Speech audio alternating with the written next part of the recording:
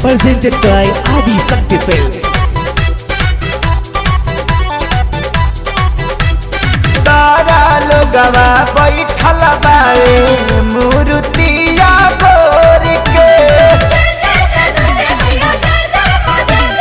सारा लोगवा बैठल बारे मूर्तिया गोर के।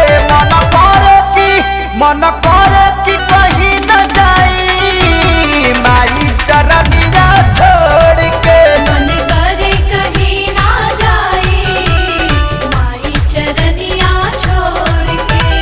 पंडित जी टीका कदीना अमरी से रोड़ी बोर के, पंडित जी टीका कदीना अमरी से रोड़ी बोर के।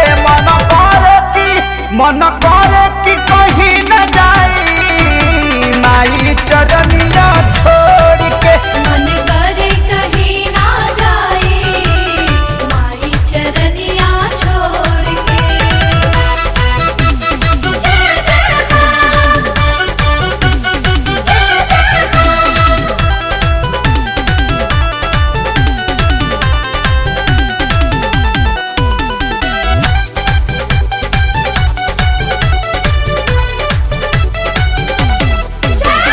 बावेलरी कइले से मैया से नहिया, टूरला से टूटी नहीं कबो ई सनहिया। अरे बावेलरी कइले से मैया से नहिया, टूरला से टूटी नहीं कबो ई सनहिया। सेवा करो दिन रातियान हो, सच कहिले बतियान हो। अरे बैठल रहब ना वो दिनमा दुनू हाथवा जोड़ के, बैठल रहब ना वो दिनमा दुनू हाथवा जोड़ के। मन करे कि कहीं न जाई माई चरनिया छोड़ के। मन करे कहीं ना जाए माई चरनिया छोड़ के। जय जय मैया सेना वाली, जय जय मैया जोता वाली, जय मैया ताबे वाली की।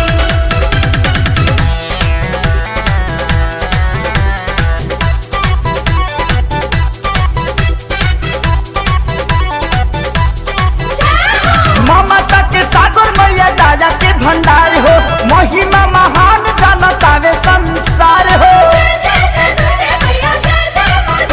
अरे ममता के सागर मैया दादा के भंडार हो, महिमा महान जनतावे संसार हो। टिकला के नजारन हो, सभे सेवका बड़ खड़न हो। लेके आइल बानी हम ताजा अड़हुल तोड़ के, लेके आइल बानी हम ताजा अड़हुल तोड़ के। मन करे कि कहीं न जाई माई चरनिया छोड़ के। मन करे कहीं ना जाए माई चरनिया छोड़ के। जय जय मां, जय जय मां।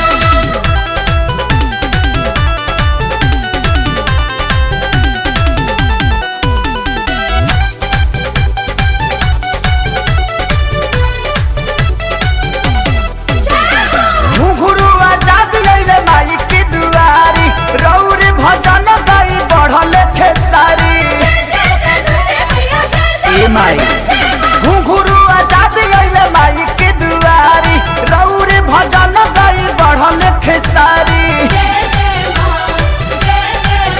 जय मैया दिल बोलन हो, भगती में सभे डोलन हो।